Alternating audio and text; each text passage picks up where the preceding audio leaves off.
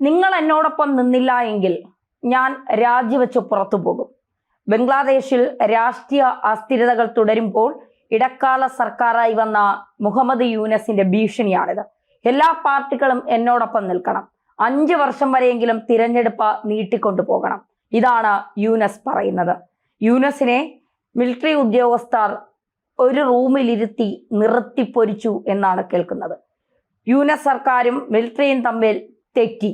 അതായത് ഇനി ബംഗ്ലാദേശ് മിലിറ്ററി ഭരിക്കും എന്നുള്ള ചില നിർണായക വിവരങ്ങളാണ് പുറത്തു വരുന്നത്. കഴിഞ്ഞ ദിവസം ജമാഅത്തെ ഇസ്ലാമിയും യൂനസും മിലിറ്ററി ഉദ്യോഗസ്ഥരും ചേർന്ന് അടച്ചിട്ട മുറിയിൽ ഒരു സംഭാഷണം നടന്നു. ആ യോഗത്തിന്റെ വിശദാംശങ്ങൾ പറയാം. അതിനു മുൻപ് മുഹമ്മദ് യൂനസ് ബംഗ്ലാദേശിലെത്തിയതിന്റെ കാര്യമൊക്കെ നമുക്കറിയാം. പക്ഷേ അത് പറയാതെ നമ്മൾ ഇതിലേക്ക് എത്തുന്നത് ശരിയല്ല.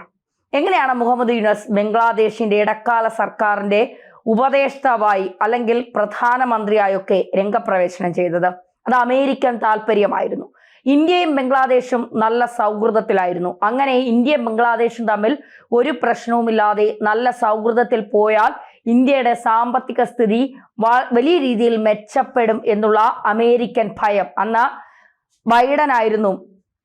ജോ ബൈഡൻ ആയിരുന്നു അന്നത്തെ അമേരിക്കൻ പ്രസിഡന്റ്. ജോ ബൈഡന്റെ താല്പര്യങ്ങൾ കൂടി കണക്കിലെടുത്താണ് യൂനസിനെ അമേരിക്ക കൃത്യമായ പ്ലാനിങ്ങോടുകൂടി ബംഗ്ലാദേശിലെത്തിച്ചത്. ഒബാമയും ബൈഡനും ക്ലിന്റനും ചേർന്നുള്ള ഒരു മൂവർ സംഘ നിഗൂഢമായ ഗൂഢാലോചനകളുടെ ഫലമായാണ് ബംഗ്ലാദേശിൽ യൂനസ് അധികാരത്തിൽ ഏറിയത്.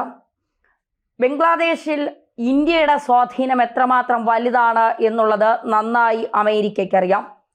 ഇത്തരത്തിൽ ബംഗ്ലാദേശിൽ ഒരു പ്രക്ഷോഭമുണ്ടായാൽ, അതൊരു കലാപത്തിലേക്ക് അത് മാറിയാൽ അത് ഇന്ത്യയും ചൈനയും വലിയ രീതിയിൽ ബാധിക്കും എന്ന് അമേരിക്കയ്ക്ക് അറിയാം. പക്ഷേ ഇന്ത്യയെ ബാധിക്കുന്ന അത്ര ചൈനയെ ബാധിക്കില്ല. കാരണം ചൈനയുടെ ഗുഡ്സുകൾ എല്ലാ ലോകരാജ്യങ്ങളിലും കൊടുക്കുന്നുണ്ട്. അവരുടെ ഗുഡ്സ് യുണൈറ്റഡ് സ്റ്റേറ്റ് പോലും വാങ്ങുന്നുണ്ട് എന്നുള്ളതാണ്. അതുകൊണ്ട് ചൈനയെ സംബന്ധിച്ച് അതൊരു വലിയ തിരിച്ചടിയല്ല. പക്ഷേ ഇന്ത്യയെ സംബന്ധിച്ച് കലാപങ്ങൾ ഉണ്ടാകുമ്പോൾ അത് ഇന്ത്യയുടെ എക്കണോമിയെ തന്നെ ബാധിക്കും. മാത്രമല്ല ഇന്ത്യയുടെ സമാധാനത്തെയും കൂടി അത് ബാധിക്കുമെന്നുള്ളതാണ്. അമേരിക്കൻ താല്പര്യമനുസരിച്ച് കുറെ വിദ്യാർത്ഥികൾ ചേർന്ന സംവരണത്തിന്റെ പേരിൽ വലിയ രീതിയിലുള്ള കലാപങ്ങൾ സൃഷ്ടിച്ചുകൊണ്ട് ഷെയ്ഖ് ഹസീനയെ ബംഗ്ലാദേശിൽ നിന്ന് പുറത്താക്കി. പിന്നീട് യൂനസിനെ അവിടെ പ്രതിഷ്ഠിച്ചു. യൂനസ് ഒരു വലിയ വിഭാഗം വരുന്ന അല്ലെങ്കിൽ ന്യൂനപക്ഷമായ, വലിയ വിഭാഗം എന്ന് ഉദ്ദേശിച്ചത് മത തീവ്രമായ കുറെ വിഭാഗങ്ങളുണ്ട്. അവരെ പോലെ അല്ല, ന്യൂനപക്ഷങ്ങളായ കുറെ വിഭാഗങ്ങളുണ്ട് അവിടെ. അവരെയൊക്കെ അടിച്ചമർത്തുക, അവരെ കൊല്ലുക, അവരുടെ മത ആചാരങ്ങളെ തകർക്കുക, അവരെ ഇല്ലാതാക്കുക, അങ്ങനെ ജമാഅത്തെ ഇസ്ലാമിയെയും അതിലെ തീവ്രവാദികളെയും കൂട്ടുപിടിച്ചുകൊണ്ട് വലിയ കലാപ അന്തരീക്ഷം സൃഷ്ടിക്കാനാണ് യൂനസ് അവിടെ ശ്രമിച്ചത്. കാരണം യൂനസിന് അവിടെ നിലനിൽക്കണം. ഇനി ഒരു 5 വർഷം കൂടി യൂനസിന് ബംഗ്ലാദേശിൽ പിടിച്ചു നിൽക്കണം. അതിന് യൂനസ് കാണിച്ച തന്ത്രം എന്ന് പറയുന്നത് ജമാഅത്തെ ഇസ്ലാമിയും കുറെ വിദ്യാർത്ഥികളെയും ഒക്കെ കൂടെ ചേർത്തുകൊണ്ട് ഇന്ത്യയുടെ കയ്യിൽ നിന്ന് ബംഗ്ലാദേശിനെ രക്ഷിക്കണമെങ്കിൽ ഇനിയും ഒരു 5 വർഷം കൂടി ഞാൻ ഭരണത്തിലിരിക്കണം എന്ന പ്ലക്കാർഡുകൾ അടിച്ചിറക്കാൻ തുടങ്ങി. ഇന്ത്യയുടെ കയ്യിൽ നിന്ന് ബംഗ്ലാദേശിനെ രക്ഷിക്കണമെങ്കിൽ, ഇന്ത്യയെ തകർക്കണമെങ്കിൽ യൂനസ് ബംഗ്ലാദേശിൽ ഉണ്ടാകണം എന്ന ഒരു നിലപാട് വിദ്യാർത്ഥികൾക്കിടയിൽ കുത്തി നിറയ്ക്കാൻ യൂനസ് ശ്രമിക്കുകയാണ്. പട്ടാളത്തിന് മനസ്സിലായി രാജ്യത്തെ അരക്ഷിതാവസ്ഥ, രാജ്യമല്ലാത്ത ബുദ്ധിമുട്ടിലേക്കാണ് പോകുന്നത്. വലിയ രീതിയിലുള്ള മത തീവ്രവാദ വിഭാഗക്കാർ രാജ്യത്തെ സ്വസ്ഥത സമാധാനമൊക്കെ ഇല്ലാതാക്കുന്നു. ഇനിയും ഇങ്ങനെ പോയാൽ രാജ്യം വലിയ ആപത്തിലേക്കാണ് പോകുന്നത്. അതുകൊണ്ട് ധാക്കയിൽ അടക്കം സൈന്യം വലിയ രീതിയിലുള്ള മുന്നേറ്റം നടത്തുന്നു. ഇനി യൂനസിനെ വെച്ച് പൊറപ്പിച്ചാൽ ഒരുപക്ഷെ രാജ്യം തന്നെ നഷ്ടപ്പെടേണ്ട അവസ്ഥയ്ക്ക്, അമേരിക്കയ്ക്ക് രാജ്യം തന്നെ തീരെഴുതി കൊടുക്കുന്ന ഒരു അവസ്ഥയിലേക്ക്, പ്രത്യേകിച്ച് പാകിസ്ഥാനുമായി വളരെ അടുത്ത ബന്ധം യൂനസ് വന്നതിന് ശേഷം ബംഗ്ലാദേശ് പുലർത്തുന്നുണ്ട്. ആ ബന്ധമൊക്കെ ഇന്ത്യയെ വലിയ തരത്തിൽ ബുദ്ധിമുട്ടിക്കാനിടയാക്കും. നമുക്കറിയാം, നമ്മളെ ആരെങ്കിലും ദ്രോഹിച്ചാൽ, ഇന്ത്യക്കാരെ ആരെങ്കിലും വേദനിപ്പിച്ചാൽ അവർക്ക് കൃത്യമായ തിരിച്ചടി ഇന്ത്യ നൽകും. പക്ഷെ ആ തിരിച്ചടി എന്ന് പറയുന്നത് നമ്മുടെ സാമ്പത്തിക വ്യവസ്ഥയെ കൂടി അത് ബാധിക്കും എന്നുള്ളത് നമ്മുടെ സർക്കാരിന് നന്നായിട്ട് അറിയാം. അതുകൊണ്ടാണ് പല പ്രകോപനങ്ങളും പ്രസ്താവനകളും ഇന്ത്യക്കകത്ത് നിന്നുകൊണ്ട് പല പാകിസ്ഥാൻ സ്നേഹികളും ബംഗ്ലാദേശ് സ്നേഹികളും വിളിച്ചു പറഞ്ഞിട്ടും ഇന്ത്യ അതിൽ കൂടുതൽ നിലപാട് സ്വീകരിക്കാത്തത് ഒരു യുദ്ധമുണ്ടായാലോ ഒരു സംഘർഷാവസ്ഥ ഉണ്ടായാലോ അത് നമ്മുടെ സാമ്പത്തിക അവസ്ഥയെ കൂടി ബാധിക്കും. കാരണം സാമ്പത്തികമായി ഇന്ത്യ വലിയ രീതിയിൽ വളർന്നുകൊണ്ടിരിക്കുകയാണ്. ഇപ്പോൾ ജപ്പാനെ പോലും പിന്തള്ളിക്കൊണ്ട് ഇന്ത്യ സാമ്പത്തികമായി വലിയ ഉയർന്ന നിലയിലേക്ക് പോയിക്കൊണ്ടിരിക്കുകയാണ്. അപ്പോൾ ആ ഒരു സമയത്ത് നമ്മൾ ആവശ്യമില്ലാത്ത വള്ളികളൊക്കെ പിടിക്കാൻ പോയാൽ അത് നമ്മുടെ രാജ്യത്തിന്റെ സമ്പദ് വ്യവസ്ഥയെ വലിയ രീതിയിൽ ബാധിക്കും. അതുകൊണ്ടാണ് ഇത്തരത്തിൽ ഒരു നിലപാട് അല്ല ബംഗ്ലാദേശിന്റെ ഭാഗത്ത് നിന്ന് വലിയ രീതിയിലുള്ള പ്രകോപനങ്ങൾ പലപ്പോഴും ഉണ്ടായിട്ടും, അതായത് പാകിസ്ഥാനുമായി സംഘർഷം ഉണ്ടായപ്പോൾ ഒരു മേജർ പറഞ്ഞത് പാകിസ്ഥാൻ ഇന്ത്യയുടെ വടക്ക് കിഴക്കൻ സംസ്ഥാനങ്ങൾ പിടിച്ചെടുക്കണം എന്നുള്ളതാണ്. അപ്പോൾ പോലും നമ്മൾ മിണ്ടാതിരുന്നത് നീയൊക്കെ ഇനി എന്തെങ്കിലും പ്രശ്നമുണ്ടാക്കിയാൽ 2 ചിക്കനെ കൊണ്ട് ആ 2 ചിക്കനൊക്കെ എവിടെയാണെന്ന് ഞങ്ങൾ കൃത്യമായി പറഞ്ഞു തരും.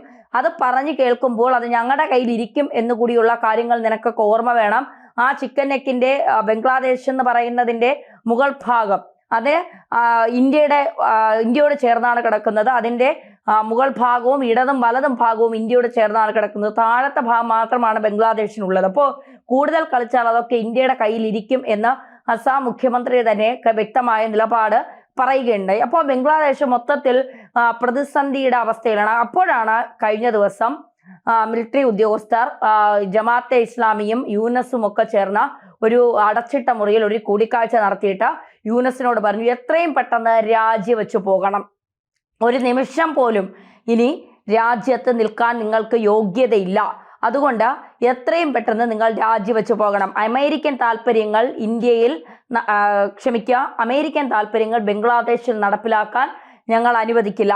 ഞങ്ങൾ തന്നതാണ് നിങ്ങൾക്ക് ബംഗ്ലാദേശ്. ആ സ്നേഹം പോലും ഞങ്ങളോട് ഇന്ത്യയോട് കാണിക്കാതെ ഇന്ത്യക്കെതിരെ പൊരുതുകയാണ് ഈ ബംഗ്ലാദേശ് എന്ന് പറയുന്ന രാജ്യം. ആ രാജ്യം അമേരിക്കൻ താല്പര്യങ്ങൾ, അതായത് ട്രംപ് വന്നതിന് ശേഷമല്ല അതിന് മുൻപുള്ള കുറെ ആളുകളുണ്ട്. ഇപ്പൊ സോറോസും മകനും ഒക്കെ, ജോർജ് സോറോസും മകനും ഒക്കെ യൂനസിനെ കാണാൻ വന്നതും സംസാരിച്ചതും കൂടിക്കാഴ്ച നടത്തിയതുമായ ചിത്രങ്ങളൊക്കെ പുറത്തു വന്നതാണ്. അപ്പോൾ യൂനസിന്റെ താല്പര്യം എന്താണ് എന്നുള്ളത് വ്യക്തവും കൃത്യവുമാണ്. അപ്പൊ തീർച്ചയായിട്ടും ഇത്തരത്തിൽ ഇനി 5 വർഷമല്ല, ഒരു നിമിഷം പോലും 5 മിനിറ്റ് പോലും അവിടെ നിൽക്കരുത്, ബംഗ്ലാദേശിൽ ഉണ്ടാകരുത്, എത്രയും പെട്ടെന്ന് പൊക്കോളുക എന്നാണ്. ഉടൻ തന്നെ ഒരു ഇലക്ഷൻ, ജനാധിപത്യപരമായ ഒരു ഇലക്ഷൻ ബംഗ്ലാദേശിൽ ഉണ്ടാകും. ജനാധിപത്യമായ ഒരു സർക്കാർ ബംഗ്ലാദേശിൽ വരും. ആ സർക്കാർ ബംഗ്ലാദേശിനെ ഇപ്പോഴത്തെ ഈ ഒരു അസ്ഥിരതയിൽ നിന്ന് ബംഗ്ലാദേശിനെ കരകയറ്റും എന്ന് തന്നെയാണ് ഇപ്പോൾ മിലിറ്ററി പറഞ്ഞിരിക്കുന്നത്. മാത്രമല്ല ഏറ്റവും കൂടുതൽ ഈ UN-ല് ഈ പീസ് കീപ്പേഴ്സ് പോകുന്നത് ബംഗ്ലാദേശിലെ മിലിറ്ററിയാണ്. അപ്പൊ ഇവർ പ്രൗഡായിട്ട് പറയുന്നത് ഞങ്ങളാണ് പിന്നെ UN-ന്റെ പീസ് കീപ്പേഴ്സിനെ കൊടുക്കുന്നത്, ബംഗ്ലാദേശാണ് ഏറ്റവും കൂടുതൽ പീസ് കീപ്പേഴ്സിനെ കൊടുക്കുന്നതെന്നൊക്കെ. പക്ഷെ ഇവരെ സംബന്ധിച്ചിടത്തോളം ഈ ഇന്ത്യയുമായി നല്ല ബന്ധത്തിലിരിക്കുമ്പോൾ അവിടെ മിലിറ്ററിക്ക് വലിയ ജോലിയൊന്നുമില്ല. കാരണം വലിയ പ്രക്ഷോഭങ്ങളോ പ്രകടനങ്ങളോ അത്തരത്തിലുള്ള നീക്കങ്ങളോ ഒന്നും ബംഗ്ലാദേശിൽ വരില്ല. അപ്പോൾ പട്ടാളക്കാർക്ക് ജോലിയില്ലാതെ വരുമ്പോൾ ഇവർ UN-ലേക്ക്, അതായത് സമാധാന മേഖലകളിൽ ജോലി ചെയ്യുന്ന സൈനികരായി ഇവർ പോകുമെന്നുള്ളതാണ്.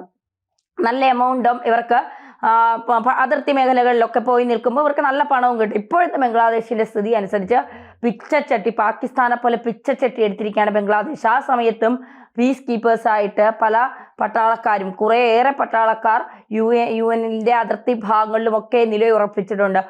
കാരണം ഇവിടെ നിന്ന് ശമ്പളം കൊടുക്കാനില്ല. അപ്പൊ ഇവർ പ്രൗഡായിട്ടൊക്കെ പറയുന്നത് ഞങ്ങളാണ് ഏറ്റവും കൂടുതൽ ആർമിയെ പീസ് കീപ്പേഴ്സായിട്ട് വിടുന്നത് എന്നൊക്കെയാണ്. ഒന്നുമല്ല, പണം കൊടുക്കാൻ പൈസ ഇല്ലാത്തത് കൊണ്ട് കാണിക്കുന്ന ഇത്തരം കാര്യങ്ങളെന്ന് മാത്രമേ ഉള്ളൂ. എന്തായാലും ബംഗ്ലാദേശ് ഇപ്പോൾ യൂനസിന്റെ കയ്യിൽ നിന്ന് സ്വതന്ത്രമാകാൻ പോകുന്നു. അമേരിക്കൻ താല്പര്യങ്ങളെല്ലാം ചിറകൊടിഞ്ഞ് വീഴുകയാണ്. ഷെയ്ഖ് ഹസീന തിരിച്ചു വരുമെന്നുള്ള ചില റിപ്പോർട്ടുകൾ വരുന്നു.